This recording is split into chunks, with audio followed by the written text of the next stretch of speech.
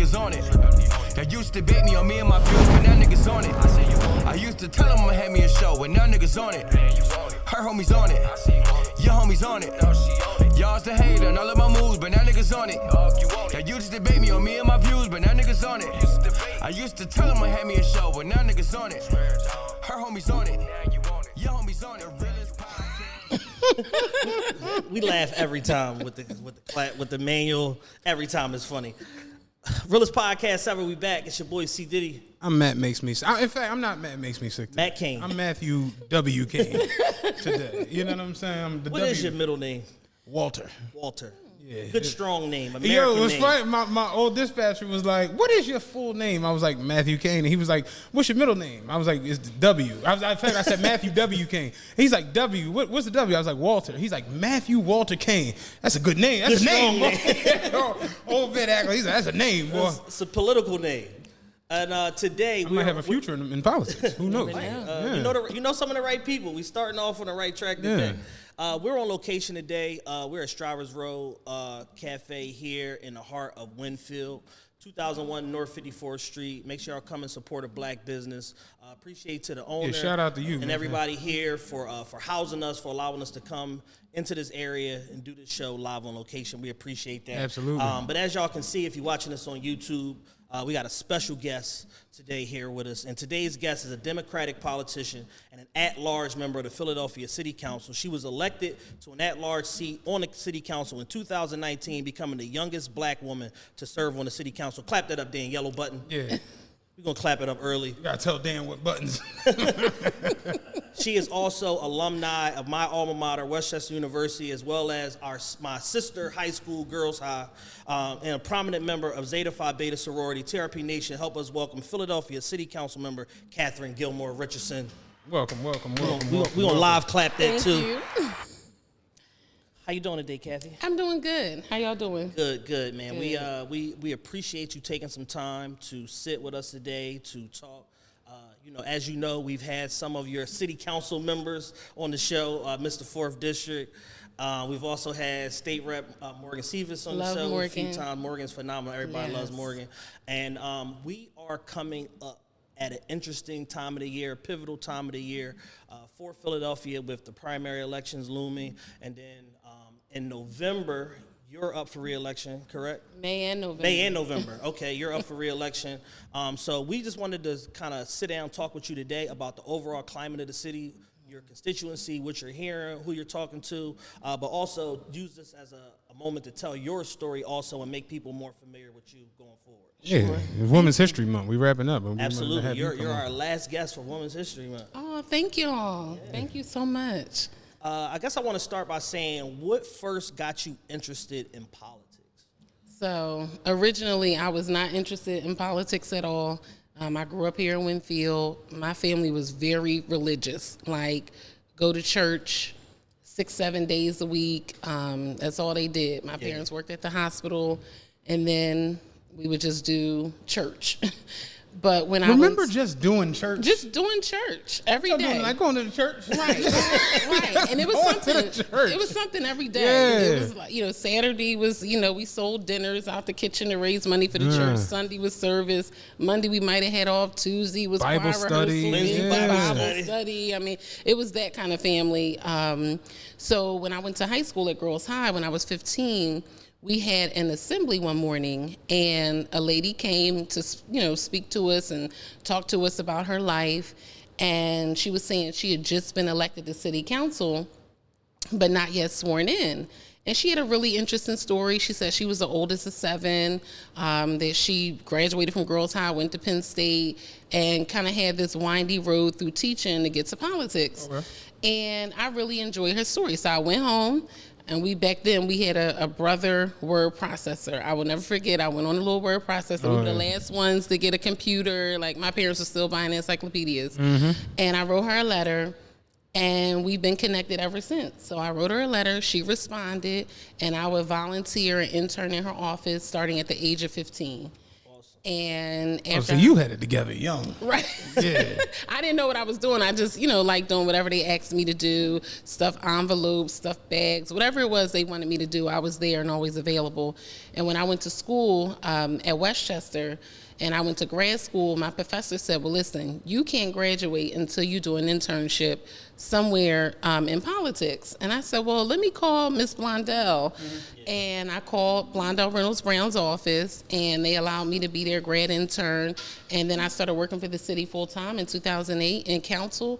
And I served in every single position you can have as a staffer in city council in Blondell Reynolds Brown's office. And at every turn, she just pushed me. Even when I didn't want to do something, she said, no, you're going to be the legislative aide. You'll because be good for this. Go ahead. She was like, you got to learn how to do this. And I did that for 5 years, just writing all the legislation and all the laws that she was putting forth. Like she did the menu labeling bill. You have to see now all the calorie and nutritional information when you go to like McDonald's or different places. She wrote that bill. So I had a chance to work on that bill. Anything that she worked on, I worked on it with her. And when she decided not to seek re-election in 2019, my phone started blowing up.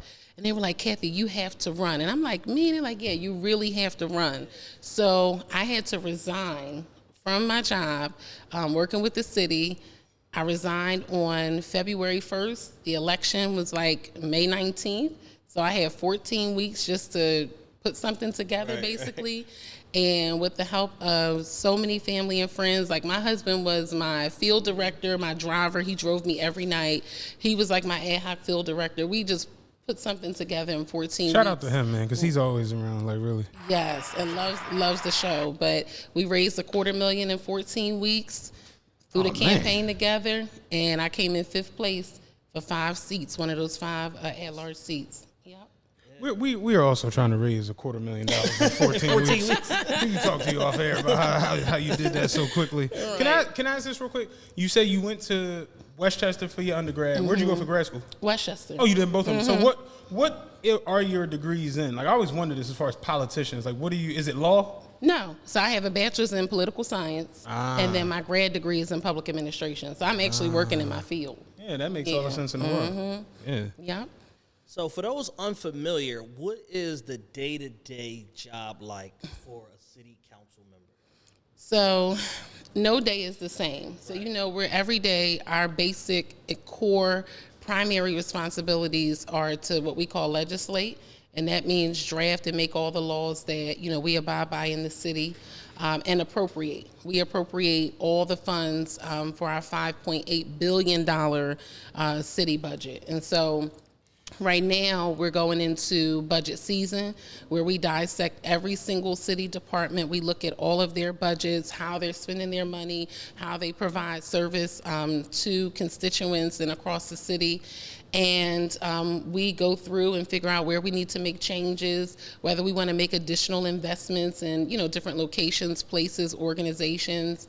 But really, our primary responsibility is to legislate and appropriate. Now, day to day, no day is the same. Right. Every single day is different. Yesterday, I had a schedule, and everything changed after the water incident came up.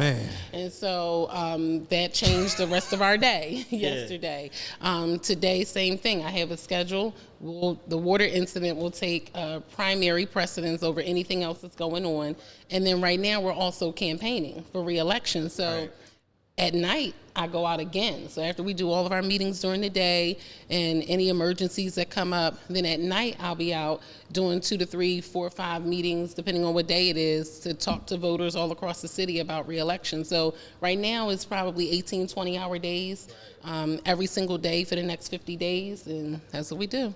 Can I ask one question real quick? You said you handle budgeting for Philadelphia. That's $5.8 billion. Mm-hmm. Now, is that everything like parks, the street, highway? Is that everything? Right. So that's everything with a mix of federal funding. So we do get federal funding that funnels down through the state, and sometimes it's direct federal funding. But $5.8 billion for the city. Then another couple billion with the school district. Then we have quasi agencies like SEPTA and others that also have budgets. So really, our core responsibility is at $5.8 $5.8 billion, which is our operating budget. That's how we operate. Then we have a capital budget, which deals with all of our infrastructure, where we need to make investments. For example, I'll give one that everybody knows. We'll give the zoo. Last year, we gave the zoo $2 million for capital funding to help them upgrade their infrastructure. Same thing with the African American Museum. We just gave money to the Dell with the help of Councilman Jones. They were slated to get $2 million, and we said no. It's the difference between equity and equality. We're going to give them more, and so we made sure that Frankie Beverly can't perform the way he used to. Come on now. We got to make those accommodations. The Osley brothers been there. Yeah, Frankie ain't moving around the way he used to. Come on. So, but that's the type of stuff that we do. So operating is just the $5.8 billion. Okay. Yeah. So far, you've been in a role, 4 years now? So this is technically 3 years. 3 years, and at the end of this term, it'll be 4 years. End of this term, it'll be 4. But you get sworn in the next year. Right. What are some of the initiatives that you and your office have introduced since you've been a part of the city council? Sure. So it's really been a lot. I'll say this. We called ourselves the COVID council members because we really didn't have a chance to be in City Hall and do this work. We were there for 2 months, and then COVID you started in 20. Right. March. Right. Yeah. And actually, I was in a meeting with the health commissioner when they had to announce the first case of COVID. He said, we have to stop this meeting because I have to go downstairs. We're having a press conference. We just have our first case of COVID here in Philly. And that was the last time y'all were in there? That was the last time we were in the office. It's funny because everybody knows I was in the gym when the Mavericks were playing and they called everybody off the floor. And we was just in the gym standing looking at the TVs. And sure enough, the next day it just got more and more crazy. Yeah. It was wild to think that you were in City Hall when that happened. Right, with the health commissioner. We were all in my office kind of bunched up together. It was 5 or 6 people in the office. And we were just sitting there having a meeting, and he's like, I got to go right now. And I'm like, I can't even get my meeting. Not knowing that, we were about to shut down what we thought was for 2 weeks. And really being 2.5 years. Right. Yeah. So that part was difficult, but some of the things that I've worked on first, obviously, was the COVID stuff. We found that initially all of the home health aides couldn't work. Just by nature of their work, they can't go into people's homes in the middle of COVID. So we had 80% of them were black females that were out of work. Wow. So I worked together with the council president to do what we call a new normal budget initiative, where we made and created a workforce development program for home health aides to upskill, become certified nursing assistants so they could work at the hospitals. And, it was COVID, so they had a need, but it doubled their salaries. They were immediately able to get jobs with benefits. So that was one of the yellow first button things. that damn. Jesus. Dan's hitting every button. That is Thank you, Dan. And the first bill I actually passed in council was a bill for police reform and for transparency and accountability after George Floyd's murder. We ensure that now we have a public comment process before the city can enter into public negotiations with the Fraternal Order of Police. And basically that says that we have to have a hearing, so the public can give input on what they want to see in the budget. And of course, the bill passed. We did have the hearing. It did change how we negotiate with the Fraternal Order of Police. We had community involvement on the panel with the arbitrators for the first time in the history of the city. And we're able to make some important changes. Now, I was sued, and we're still in court over that legislation, but it was successful. The Fraternal Order of Police sued? FOP. Yeah, I was going to ask you as a follow-up. We didn't have it on the docket, but I was going to ask you as a follow-up. The Fraternal Order of Police in every city are known to be very tough about negotiation points, what they relent on, what they agreed to, and then even when they agree to stuff, it's still like, but I'm going to take you to court. Right. Right. So I'm still in court. But I told the city we'll put this on a trajectory to go to the Supreme Court if we have to. So right now we're on par to be at the Pennsylvania Supreme Court, just to say whether or not the public should have a say in that process. So that was the first bill I passed. The first bill I introduced, which took me 2 years to pass, was to give all of our young people in our career and technical education programs in the city a 5-point preference when they apply for city employment. And we did that because out of a 24,000 workforce that we have with the city, we're the second largest employer. Over 10,000 of our employees will be eligible for retirement in the next 5 years. A lot of the baby boomers are leaving, and we need more young people to get into civil service. So that's now passed, and that regulation will start with this graduating class. All the young people who come through a career and technical education program will get a 5-point preference when they apply for city employment for the first 36 months after they graduate. And for me, that was big because we want to push young people into public service. We want to help them get good jobs, where they have opportunities to grow and move up and around into positions of leadership and responsibility. So those were 2 bills that I'm really, really proud of. Another thing that we did is our apprenticeship guidebook. That's the first time ever in the city we compile all the pre-apprenticeship and apprenticeship programs available in the city, and then we do a Labor Friday program every other Friday where we bring in the different trade unions and they can talk about all the opportunities for work with their unions. And the reason why that was important to me is because years ago I had read an article where one of the union leaders said most of the politicians only call me when it's time for a check, but they never call me to get young people jobs. And I was like, you know what, he's right. And so I did teach at Overbrook for a short while. Really? I did. I taught at Brook right out of college for a short while, and I taught math, class from 205. Okay. And my mom went to Brook. She did? When did she graduate? 68. Oh, yeah, no, my mom graduated high school in 64. So, yeah, I was there way after that. But. Oh, no. Yeah, this is good black taste. We can actually open up the gate thing upstairs. Yeah, on the 4th and 5th floor. Yeah. I heard eventually they had armed security out there. Yeah, you can't come in here no more. But. Well, that was the best. That was really the best job I ever had because I went to Gompers, I went to Masterman, then I went to Girls High. And working at Brook taught me so much about everything about life. And my students taught me so much. Like, I didn't see things through like a rose-colored glass anymore. They taught me so much about everything. And to the point where I would see my kids on 69th Street, I would buy them clothes. I had one baby who, I did have a kid sell drugs in my class before. And I was like, what is this? I'm like, I said, we're not going to do this in here. I didn't, in front of everybody? Like, at the beginning of the class, when everybody was walking in, I look in the back of the class and I see something going on. And I didn't do anything. I just turned around. I said, look, whatever's going on in the back of the classroom, don't ever bring it in here again. Yeah, you got to meet me in the bathroom.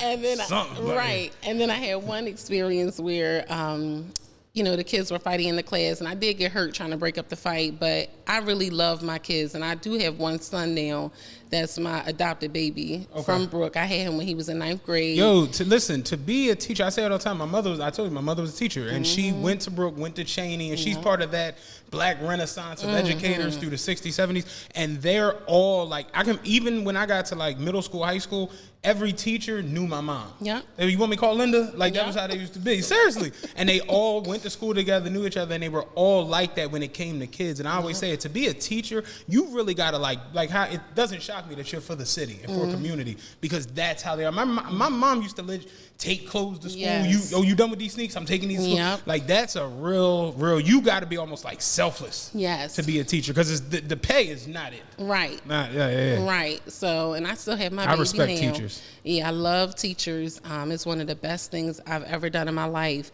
But I just learned so much being there. And that's when I learned, like, not all the young people are going to go to college, but we should at least help them be college or career ready at graduation. So that's why I do this program. And we just got a black female into the Carpenters because she found out about it through our Facebook Live. I mean, I love that kind of stuff. That's why we do this, is to give people opportunity to help them live and have better lives.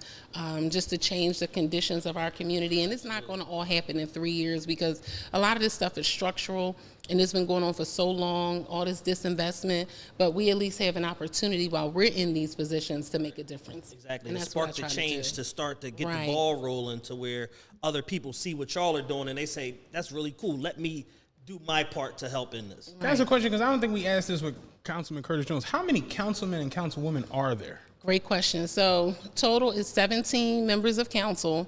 10 are what we call district council members. That's what Curtis Jones is. He's one of the 10 district council members. Mr. Fourth. Mr. Fourth Clearly. District. Yeah, he's going to let you know. Right, Mr. Fourth District. And he's my council person too. But they represent about 160,000 people, give or take, a couple thousand in each of those districts. And then you have 7 at-large council members, which means we represent the entire city of Philadelphia, and our home rule charter states, that's like our constitution for Philadelphia. Okay. It states that of the 7 at-large members, 2 must be of a minority party. It doesn't say which one, just of a minority party. And so we have 2 minority members at large and then 5 majority members, which in Philly are the Democrats. And I'm one of the 5 Democrats serving the city at large. Oh, okay. Damn. Yep. And excuse me. So it's 7 at large and then 10 districts. Yes. And when you say you had to get things passed or introduce legislation, is it all of y'all have to agree, or how does that work exactly? So everybody has to agree, and I know you all saw all that footage about what was going on in D.C., where they were trying to elect the new Speaker of the House, right? And everybody kept saying they have to learn how to count. Well, that's what we do. Under normal circumstances, you always have to get to 9. And if you want it to be veto-proof, you get to 12, meaning if the mayor doesn't agree with it and it has to come back before the council, 12 people have to agree. Basically, we got the majority. Right, we got the majority, so we're going to get it through anyway. And it actually happened last week. It doesn't happen very often, but it happened last week. So you got the mayor disagreed with something? Yes, he disagreed with something that the council president introduced. It was passed by the council. He sent back a letter to council and said, I'm sending this back disapproved. And then we did what we call a veto override, and it was unanimous. Yeah, so we always got to count. You got to get to 9 and you got to get to 12. And it was unanimous through all 17? Well, or through the 12? Well, right now, it's only 15 people in council. Remember, everybody left to run for mayor. And so we did have a couple special elections, but after that, 2 more people resigned. Oh, wow. So now we're technically down to 15 people. Is there any one particular reason or another why you basically had, 4 people resign in the last year or so? So everybody not everybody, but a majority of the people who resign and run for mayor. And you know, because we got 92 mayoral candidates. Right. Yeah, we're going to get into that in a second. We trying to, I don't know who to vote for. Right. Yeah. Hey, I'm out of here. So Right. And you know what? But I had to think about it because everybody said, why are so many of them leaving to run for mayor?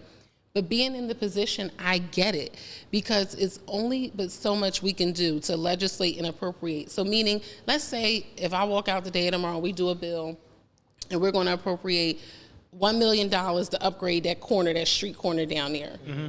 We can give the administration the money, but if they don't spend it, it's not going to get done. Right. So meaning if they don't agree, it's going to sit in the budget. Right, it'll just sit there. And so I get the reason why a lot of people who were on council left to run for mayor, because they want to be in a position where they can be responsible and make those executive decisions on behalf of the city. Because a lot of this money we appropriate, and to be honest, some of it'll sit there. Then we have to transfer it, what we call a transfer ordinance that we do in the spring and in the fall, to move money around based on the current realities in the city. Yeah. So I get why they wanted to. Is that leave. a lengthy process? It is, because you have to introduce a bill, then we have to negotiate what's going to be in there, how the money's going to move around. We have to know how many people have been hired, or, what attrition is happening in departments, so we know how much money is left over in the employment part of the budget, how many contracts were signed, and, actually what we call promulgated. So we have to know a lot of information in order to get a lot of this stuff passed. It's not just cash apps. No, it's not just cash app. Like, just send 75 over here. Just send a thing. We get it done. We get it done. Yeah, San Antonio's carpentry, $75 million. Dan got a guy. He come knock all that out. Yeah. So we talked about it in the intro. We have primary elections coming up, and then we have the actual elections in November. How important in general is it for people to participate in their local elections versus the larger national elections that get all of the press and the big marketing campaigns and all that? How important for someone's quality of life is it to participate in local elections? So I think what people don't realize, because a lot of people will come out and vote for the presidential and say, it's important, I got to vote for the president. All politics are local. Everything that's happening on your street, on your block, stop signs, street lights, just your condition of your street, trash pickup, all of that's decided at a local level. So if you want to change how you are represented, you have to do that at a local level. So you need to participate in the process, and you have to vote every 6 months. It's a primary election in May, sometimes in April, but typically in May. And then we always have a general election in November. Yeah. And you have to vote every 6 months if you want to see change, because the folks who vote are the ones that, see better service quality. And we found that out through all the different reports and stuff that we have, but we can see, how investments have been made over the years. There's one community up in Chestnut Hill where 76% of the people who live in that particular ward, they all vote. Right. Like everybody, 76% of the people there vote. Is that uncommon? That's very uncommon. Extremely. Really? Then you'll have other wards like in more black and brown areas where maybe only 50% of the people vote, and that's like a big deal. Like, oh, that ward has 50%, but in some of the I other would areas, just assume that the numbers would be a lot higher. no. If you look at it on a map, usually how we look at this is in what we call the more affluent, sort of rich white areas. The voter participation They coming is out. so much higher, and they're educated voters. They know who they're going to vote for. They don't rely on the paper that people give out, at the voting booth. They already know who they're going to vote for. And then you get to what we call more of like the middle class black communities, working class black communities, and like Wynnefield, here in the 52nd ward, we have pretty high turnout for a black ward. And then you'll go to some of the other areas that are more low income, they have more, more of a drop off, more poverty in those areas. And some of those wards only have 7% of people voting. And so in order to make change in your local community, you have to vote. And I know people feel really disenfranchised by the process, especially since 2020, but the only way to make change is to vote. And right now we have a really unique opportunity in Philly because there's so much change and there's so much turnover. Like with all these people resigning, we're going to have like basically a whole new city council. Like that hasn't happened in like 30, 40 years. We'll have a new person in the mayor's office. We have a new governor. We have a new senator. Like because Kenny already said, I can't wait to get on out of here. Yeah. I got my boat picked out. All right. But guess what? We don't have that luxury. I know where the mackerel is at. I already got my boat picked out. Like, we don't have that luxury. Guess what? And this is what I always say. I'm not complaining. I'm just explaining because we asked to do this work. And when you ask to do this work by going around asking people for their vote and to vote for you so you can represent them, you don't have the luxury to give up on them. You don't have the luxury to give up on this city because this is the best city in my opinion. So you don't have the right to say, well, I'm just finished. You got to finish out the job until the last day, that last Monday or that first Monday in the next year, which will be 2024. You're on the job until that day, whether you want to or not. And you got to wake up every single day with a new determination to get the job done for people. And that's what I do every day. What difference can I make every single day? That's what I want to do. Yeah, that was you was yeah. Because you know what? Because I mean, it's like I'm sitting on horse. Like, we don't have the luxury to give up on people because you want to know what? They haven't given up on this city, and a lot of people have. We saw in the last census 30,000 upwardly mobile black people have left the city of Philadelphia for the collar counties like Delaware County, Montgomery County, Delaware, just, Me and Chad. Right. That's what we saw in the census, though. We just got that after COVID, that a lot of upwardly mobile black people have left the city of Philadelphia. And the one thing that they have to understand is some of those collar counties don't have the same access to resources like Philadelphia because they're not used to having that influx of people that need additional social services come to their county. So that's going to be another issue for those counties. But for the city of Philadelphia, what that means is that all those black people we lost, that means that there are more folks who are not black moving in. And all the gentrification that's happening in the city, like all of that is impacting what's going on. So again, we don't have the luxury to give up on people, especially those who are still here trying to fight the good fight and do what we have to do. Can I ask this, with the election situation, seeing as though you have like such bad turnouts in certain places, do you think there will ever be a change in the way voting is done? Like to where you can make it something as simple as like a text message type thing? Do you ever see anything like that happening? You know what? Not anytime because the soon. process is kind of Antiquated. yeah. That's It a very is. good word. It's very Like for instance, a couple very years ago, archaic. a couple years ago, when I worked for ADP, I didn't see nobody until like my third interview. I went through a verification system on my iPhone. They verified my identity, my ID, this and this. I interviewed with an artificial intelligence robot. Wow. Based on my answers, that passed me through to the next round of people, whatever the case may be.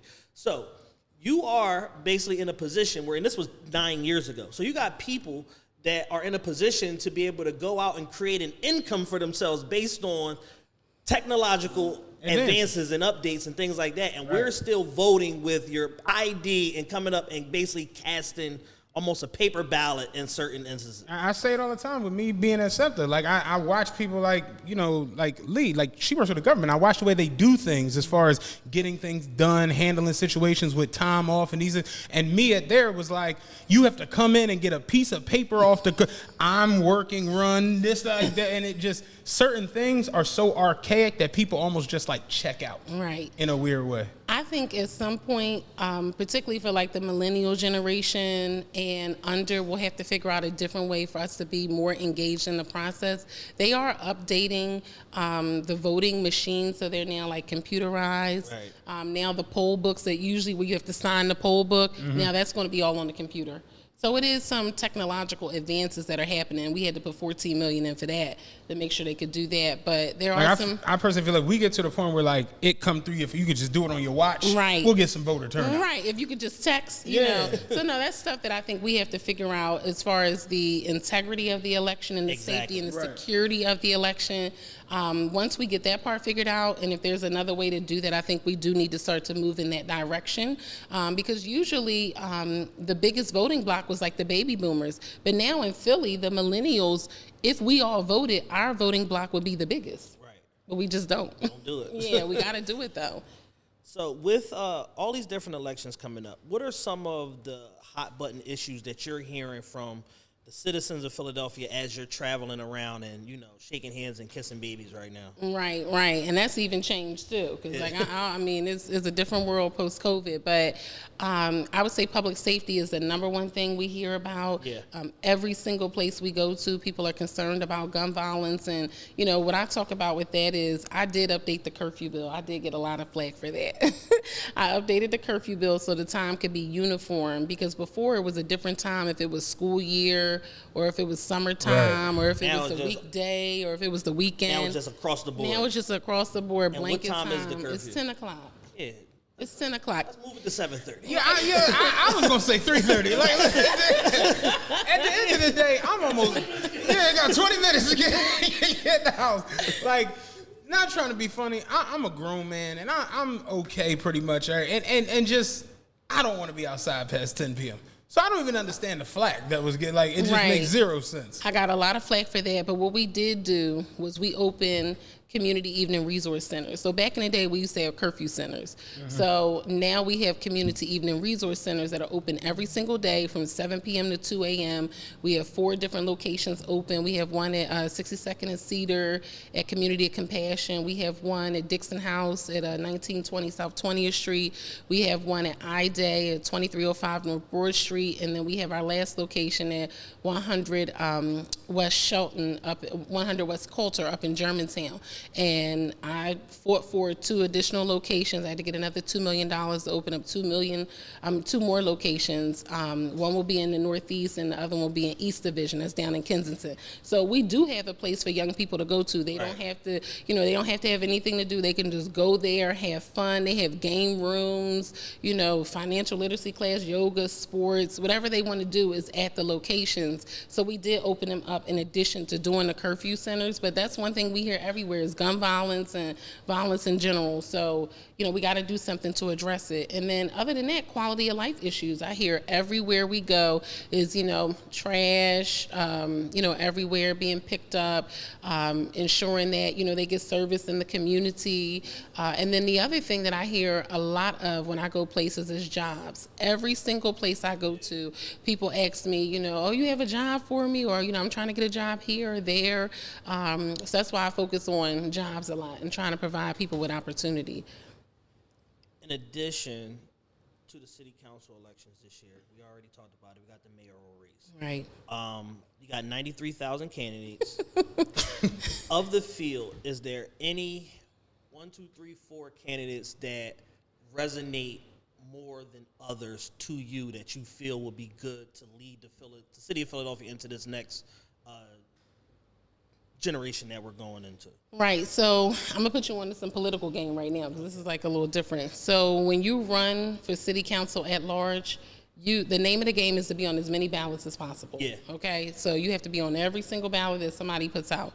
And so for me, that means I have to be on all of their ballots too. The 93,000 people, I have to be on their ballots too. So that my face is on every single ballot and name and button number. And so for that reason, I'm going to talk about what I think we should be looking for in another mayor. I know who I'm going to vote for personally. Right. I know who I would never vote for personally. Yeah. And I've had the great pleasure of working with mostly everybody that's running, so I kind of know them from behind the scenes. I will say that we have to look at people who have experience, who know how to navigate city government, who understand how things work, so they know how to change it moving forward. I just think that this is too complicated of a time for the city to have like people who are novice go in and just think that they're going to be able to change everything, because city government is very, very complex. So you have to know where to look to make changes. You have to know, even though we're going to have a new mayor, what are you going to do with your commissioners? How many deputy commissioners are you going to look at and change? What about the processes and HR and a few other things that need to be looked at? How are you going to negotiate with the unions and all the different unions as far as their contracts and ensuring that we take care of city workers while also increasing how we provide service? So I think we're going to need somebody that, to a degree, has some experience, somebody who has a vision for Philadelphia. Whoever is elected in May is going to be the person that represents us for at least 4 years, but every decision they make will determine the trajectory of this city for the next 10, 20 years. Right. Okay? So we need somebody with a vision on how to move the city forward, who can immediately come in and make some important changes.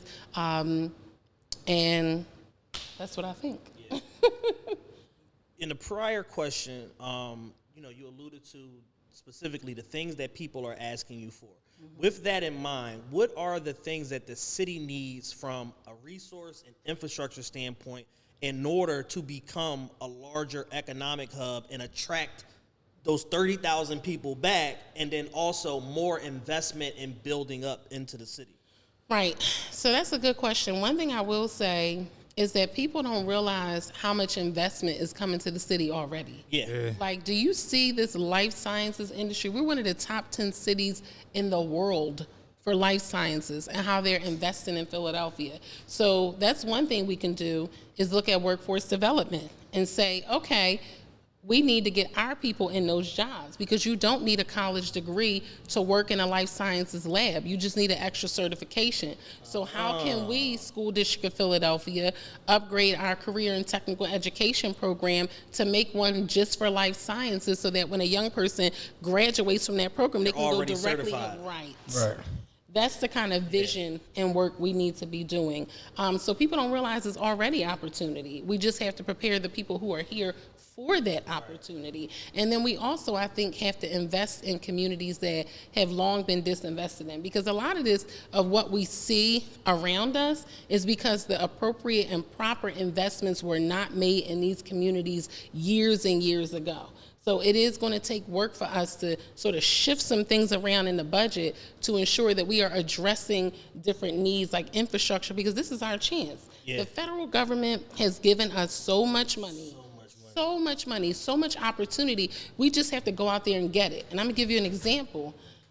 We received information, because I serve on this board I was appointed to by President Biden. It's around the environment. Mm-hmm. And we received information about a grant that's available to different school districts across the country.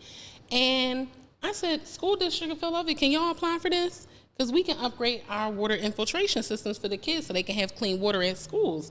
And they said, oh, we weren't going to apply for it. I said, no, you need to apply for it, because we could get this money. Well, we were awarded almost $5 million directly from the federal government. They weren't even going to apply. They weren't even going to apply for it. So it's like, we have the opportunity. We just have to go out there and get it, put a vision together, what we want to see, and then get the resources we can get into Philadelphia. On top of that, we have a new governor who's willing to invest in education, who's willing to work with our partners in, the Southeast delegation, like Representative Cephas, like Jordan Harris, like Joanna McClinton, who can help us really bring needed resources to Philly. We just need somebody with vision that can put it all together, and wrap it up in a nice pretty bow, and then assign the deputies to get the work done. That's where we are. We have opportunity. This is a great city. People are investing. We just have to make sure it works for everybody. Yeah, like on the outside looking in, I see, on the inside looking out, I see what the people that are investing from the outside looking in see.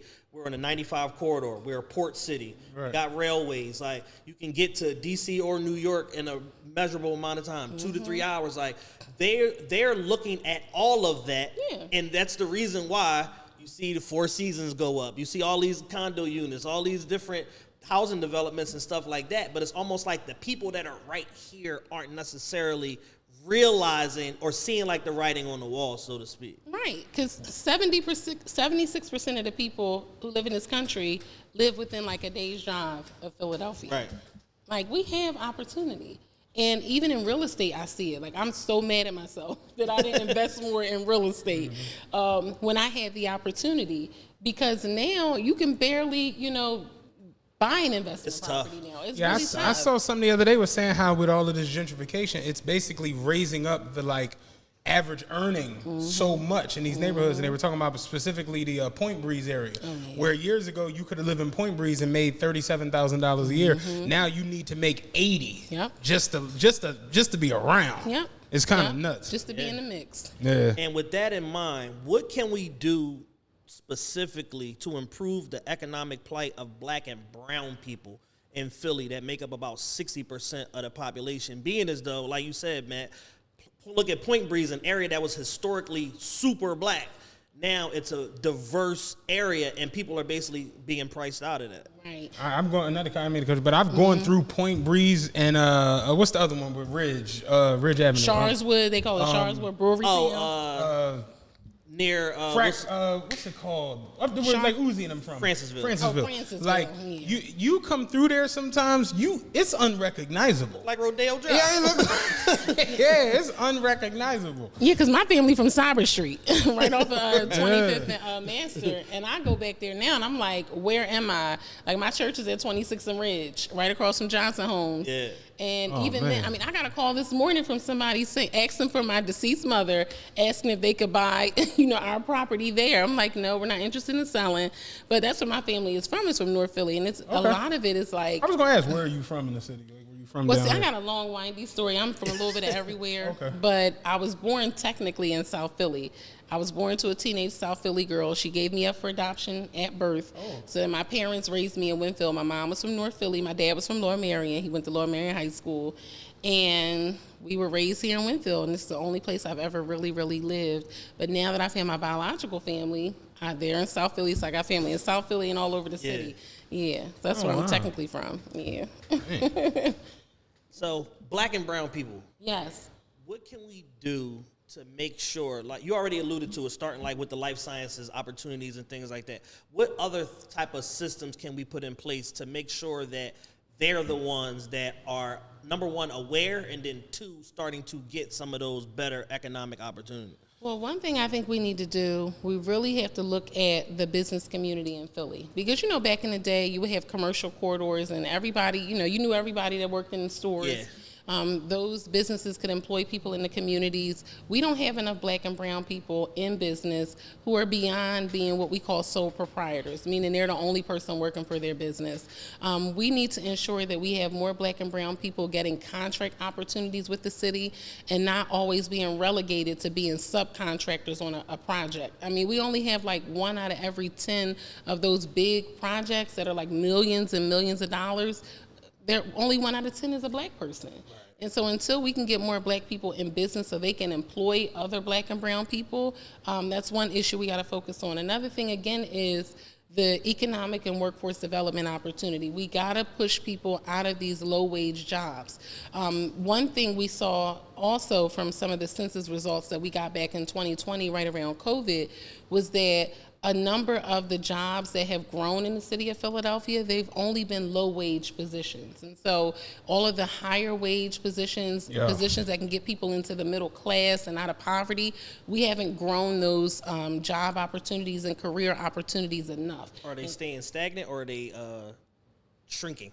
Is that people that live here aren't getting into those opportunities. Oh, okay, so it's, got it. okay, I work in hospitality, I work, in retail or fast food. Airport. I work at the airport, I'm a home health aide, but then it's all the middle class jobs, or you can make $100,000, and say if, your partner makes $100,000 too, that's an opportunity to move up into the middle class. Right. We're not growing enough of those jobs. And so that's why I say we have to do what I call reskilling and upskilling of people in Philadelphia to get them into those positions. And I guarantee you will also see a decrease in crime, because you're not going to be worried about being out on the corner if you have a six-figure job that doesn't require you to go to college. Right. So it's investing in business and jobs. I always wonder, like, you see these things where they're trying to do something. We all know what's happening downtown or what they're trying to do, and you see it, and the first thing that always happens is like, oh, this is going to be so many jobs for the black community, and it's like, well, the job is going to be a cashier, and it's just like, there needs to be more of that, like you say, these issues where you can really, really put down roots, start a family, invest, and afford a for family. the future. You're like, seriously, it's like, it's cool to bring in this new place that's going to be so many jobs, but if the highest paying job is $16 an hour and rents start at $1,300 now, right. That's at a bare minimum. That's average. I think Philly has the second highest per capita rent. Per square foot, rent expense in the country behind Southern California. Somebody had a thing yesterday on Facebook, was like, do you remember how much your first apartment was? And people were like going down the thing, and it was just like $650, $700.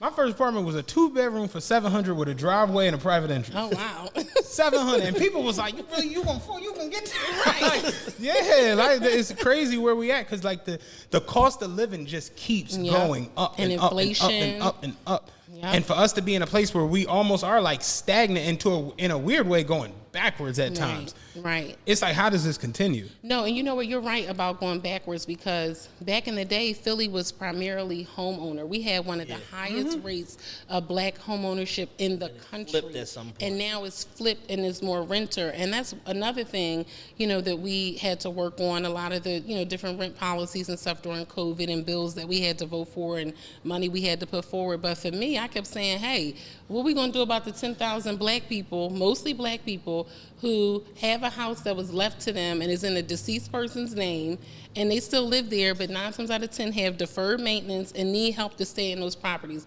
What are we going to do for those people? Yep. And so I made them put $8 million into a fund to help the 10,000 black and brown people who are living in a house with a tangled title, because that's how you make a difference, because the quickest way for black people to build wealth is through home ownership. Absolutely. You got to own something. Yellow button that damn. Right, and that's another thing we got to do. Yeah. That's Dan. Nothing. Don't worry about it. Dan here so he won't get fined. Yeah, y'all know why I'm here. Yeah, that's funny. And think about Sahor, don't mind. So that's what we have to do. We have to create all those opportunities, and at every turn that we have a chance to invest where it can make a difference for the black and brown community, we got to do that. Because we had gotten that report from Pew. They said, it's 10,000 homes with tangled titles that we can identify is over $1 billion in wealth. And they said it's 80% black and brown people. I'm like, I'm over here. Yeah. We negotiated $7.9 million for the next 4 years to help as many families as possible get out of tangled titles, paying their lawyer fees, paying all their transfer fees when they got to put the house in the next person's name. And I did that too because it happened to me. I was working in city council as a staffer. My parents died. They left us 2 houses. Both had mortgages on them. And I'm like, what am I going to do? Yeah. I don't even know what to do next. Is there somewhere that they can go to get that information specifically? Oh yeah. Just call my office, 215-686 0454. Just call my office and we will get you connected. Dan, I know it's a tangled title out here. Man, my man left me unsaved. I'm trying to switch the title. I know Uncle had a lot of something. Yeah, my uncle had a Suburban. I'm trying to transfer the title.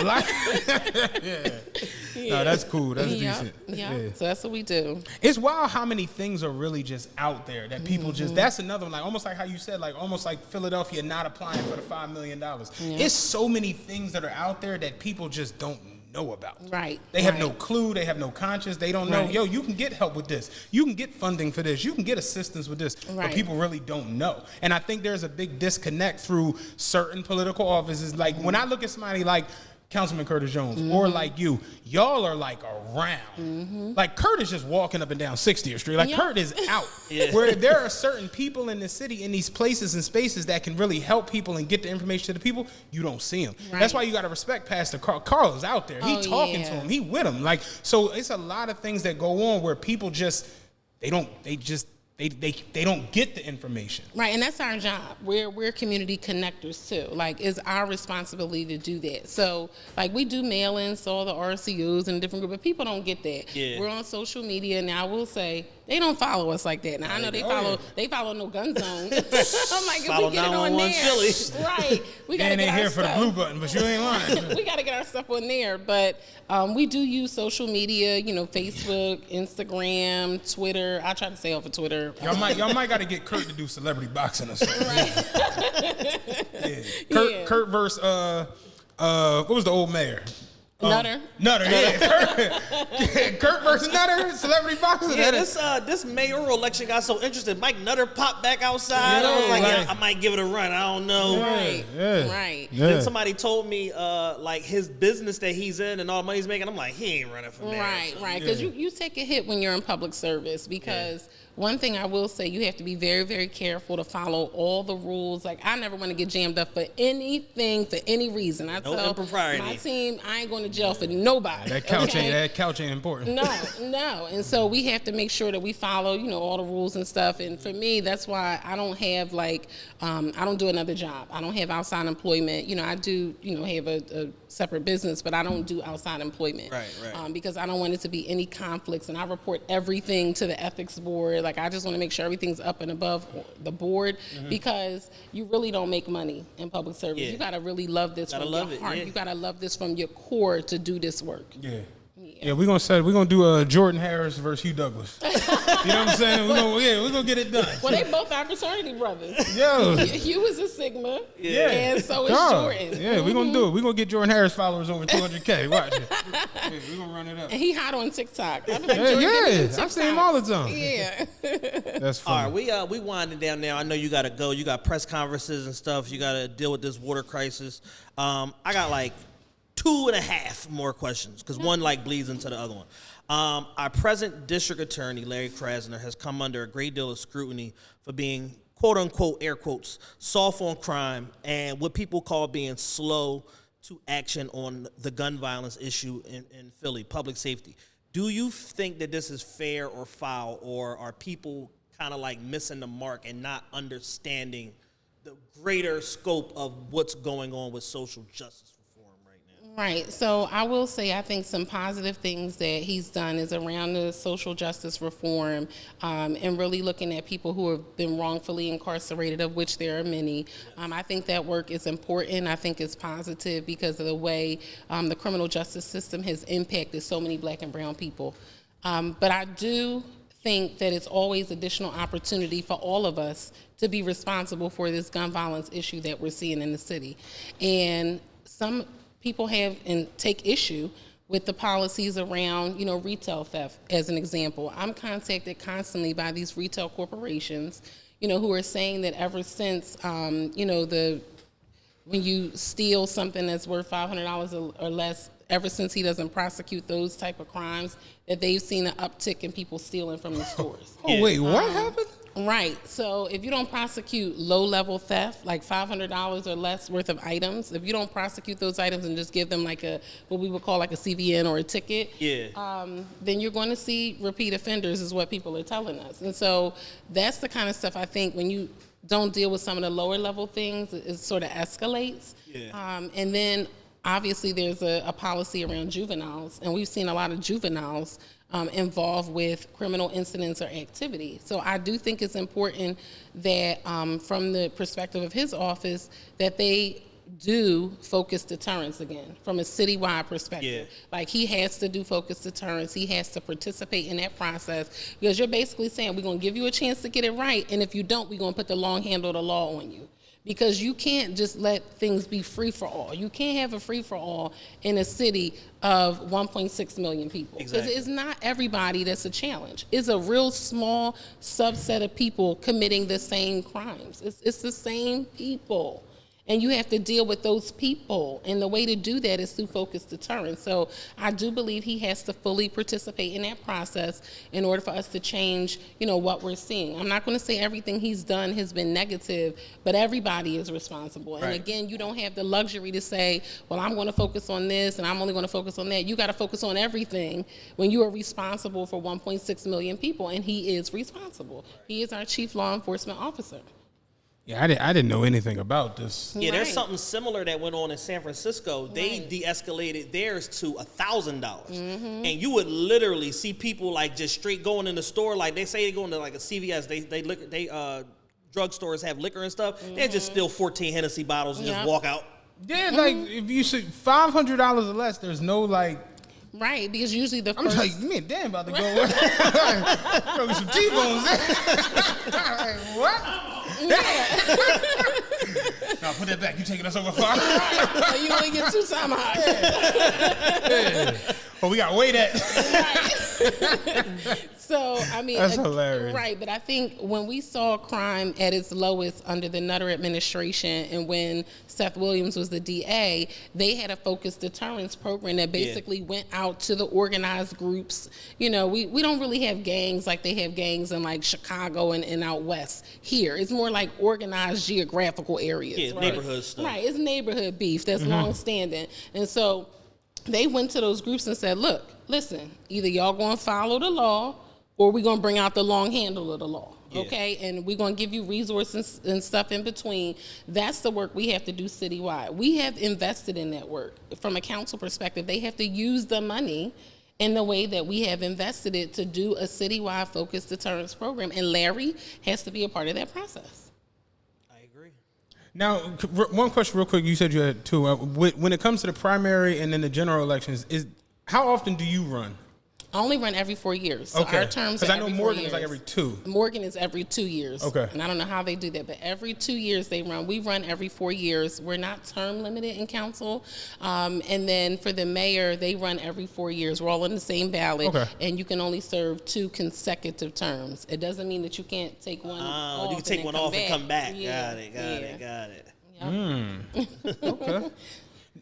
In a perfect world, what does Philadelphia look like to you 5 and 10 years from now? In a perfect world, we will have lifted at least 100,000 people out of poverty.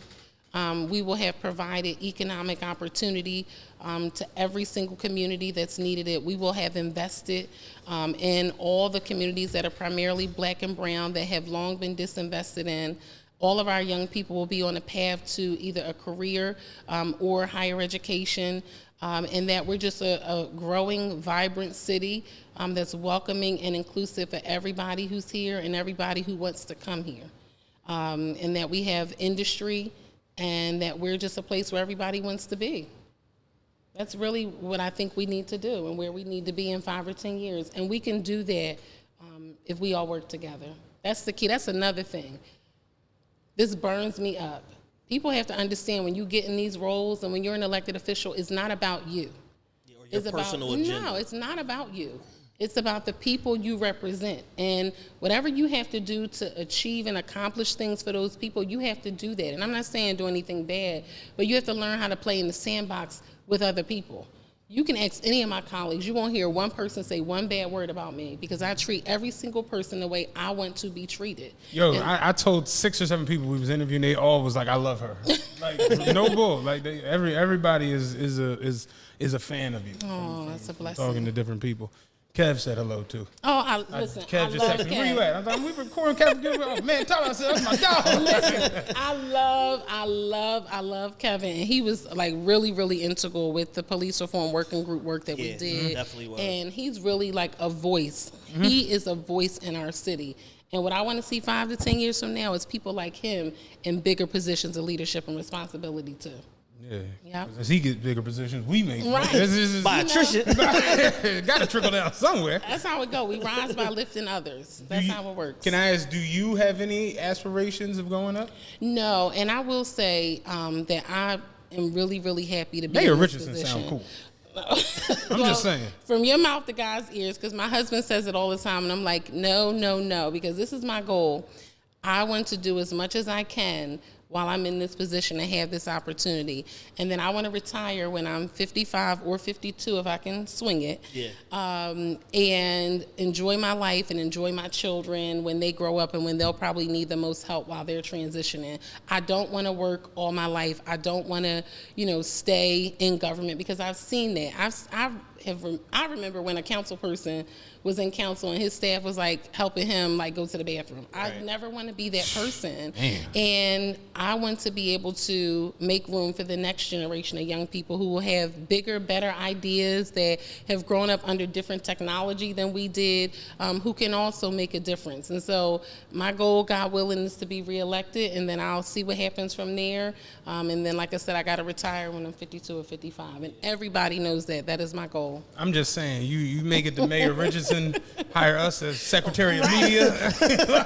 Director of Media. Yeah, it's a win-win. You know what I'm saying? Like, that would be decent. But no, I respect it, though. At least you got like enough, I mean to cut you off, but at least you got enough foresight to say, I know I don't want to You got a clear pan. I don't want to get in my own way. No, and my whole life is set up that way. My whole entire life, every one of my houses is going to be paid off by the time I'm 52. Everything. My whole life is set up that way. One last impromptu question, and then we can wrap. That just kind of came to mind based on what you just said. There's a sentiment from people that politicians and the people in the role in politics need to get younger in order to be more representative of the national population at large, and that would help people connect to political policies and things like that better. Do you believe that, or do you agree with that, yes or no? I agree with it, absolutely yes. And we're the first 2 millennials on council, me and Isaiah Thomas. Yeah. We're the first 2 millennials to ever serve in Philadelphia City Council. And just having that different school of thought and idea and experience really helps to shift and move the conversation. So yes, politics has to get younger. Yeah, so you're the youngest black woman that was ever elected. Ever elected. Yeah, And yellow button that damn one time. And wait now. Yeah, and I want the next person to be younger than me. Yeah. Because that's how it should be. Yeah. Definitely. Again, amazing time with you today. Thank you so much. We appreciate all the coordination that we did in order to make this happen. Give everybody your point of contact. Make sure they know to come out. One time, before we do that, my dad is going to absolutely love this. Dan, yellow button and let it run. First episode we ever did where neither one of us cursed. Straight up, that's decent. I didn't think we was going to be able to do it, but somehow we did it. No, because everybody, you know what, too? I got to say this. Everybody thinks that I'm like real goody two-shoe. Because everything that everybody sees about me is this. And because that's just how it is. Get real cleaned up. Right. But my husband says you got to, have fun sometimes and, just have a good time. And I do that when I'm with my sorority sisters that, we're having fun. Or if I'm Let me catch y'all at brunch on top of the table. The mimosas get the flowing. Right. Or when I'm at home. But that's funny, though, because that actually happens in council. Yeah. Like if somebody accidentally curses around, they're like, "Oh my God, I'm so sorry." I'm like, "It's okay." Yeah, like I'm human. It's like, all right. I'm a human. Yeah. Yep. So everybody can get in touch with our office. Office of Councilmember Katherine Gilmore Richardson, 215-686-0454. Any city-related issue, anything you have a question about, anything you need help with, you can call us anytime. That's why we are there to be a service to each and every one of you. This has been excellent. I really do appreciate you. And we appreciate you so much. Y'all. Thank you so much. We'll make sure we're at the polls voting for you. What's the primary election? Dan having too much fun with the buttons. Dan doesn't normally get to work the buttons. So what is the day of the primary election? In case everybody's under a rock, they don't know. What's the day for a primary election? It's Tuesday, May 16. Election day is Tuesday, May 16. May Polls will be open from 7 a.m. to 8 p.m. They can get more information at vote.phila.gov. One last question, because you're running in May and in November. In November. Can you just give a quick little what is the difference between the primary and the general, as far as y'all running for both? Right. So we have closed primaries in Pennsylvania. So in the primary, you have to determine who will be on the ballot from the Democratic Party and who will be on the ballot from the other parties. And then once that's decided, then all of those individuals will be on the ballot again in the general election, so we can decide whether it's, Democrat or Republican, because we have a Republican running for mayor too. Yeah. And then usually what happens for the at-large members of council, when you win on the majority side, then you're going to automatically win again in November. But you still have to work and not take one day for granted. Right. Yeah. I understand that. Yep. We appreciate you.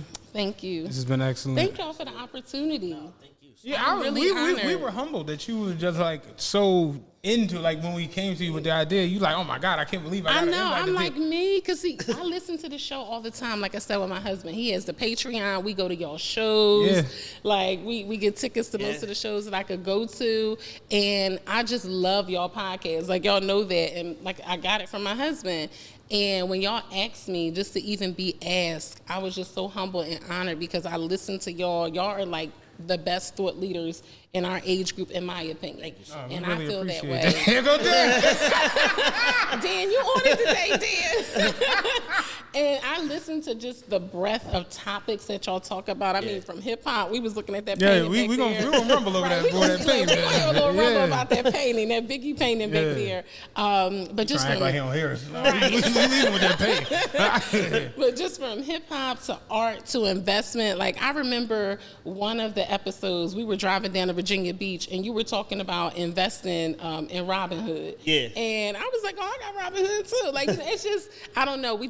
I feel we have so much in common, and I just appreciate y'all doing this and providing this service to the city. Y'all are real thought leaders, and I think it just elevates the conversation. That's going in the bio, thought leader. I'm serious. That's the TikTok. That's the clip right there. Right. Make a mental note of that, Dan. Yeah. I just think for us, at some point, we transitioned from being like entertainment to being a resource. Right. And at that point, it started to attract different, kind of people to and around the show. And, like you said, being a thought leader, not being afraid to kind of like jump out there, give predictions on stuff, inform people, give people resources, best practices, stuff like that. It's changed the whole energy around this thing. And people it brought people like you to us. And the biggest thing I love in this type of situation is basically, just to put a ribbon on it and bring it full circle, you said that you basically got into politics when you were 15 because of a woman who came to your school and started talking to you. So somebody might hear this and get it, like, and that to me, like, literally today somebody hit me and was like, I was listening to the episode y'all did was IKEA, and it broke me down crying, thinking about certain things I'm dealing with in my business as far as me needing therapy with letting go of control. And I was just like, damn, because you don't realize the impact. You thinking we just playing around talking, but then people are listening to it like, no, this is gonna make me change something in my life. Right. That's a big responsibility. So we really appreciate you saying what you said and just coming to kick it with us today. It's been awesome. Thank y'all. We got to get some live claps. Straight up. Damn, ready to hit the Dan is on it. Yeah. And look, I met Dan before. When I walked in, I said, I know you, Dan. And he was like, yeah, I remember you. He said, I met you at that Kenyatta Johnson event. You told me I smell good.